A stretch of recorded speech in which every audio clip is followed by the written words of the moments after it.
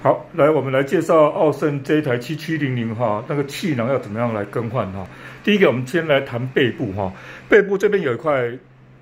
垫子，那整个把它翻起来之后，就可以看到这边它的腰部啊，这边有气囊啊。那还没有拆之前是像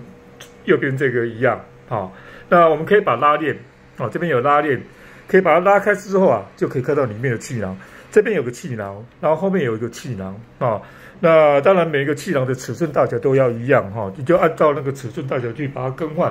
啊，它有束带把它剪掉啊。那我们再来看到坐部啊，所以腰部这边有4颗气囊。那我们来看一下坐垫这边，坐垫啊这边有几颗螺丝啊，有4颗螺丝，把它松开之后啊，然后左右边啊这边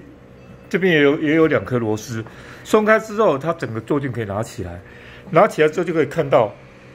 左边这边有一个气囊，右边那边有一个气囊。那一样就是把束带剪掉之后，按照相同的尺寸就可以把它更换，就可以完成。那再来谈到说脚的部分哈，脚的部分这边有一个卡榫啊，一拉它可以把它翻面变成这样子啊，可以把它转过来。那它下面这些都有拉链，拉链拉开之后啊，还有4颗螺丝，拉链拉开之后就可以看到，拆开把皮拉起来，拉链拉开皮拆起来就可以看到这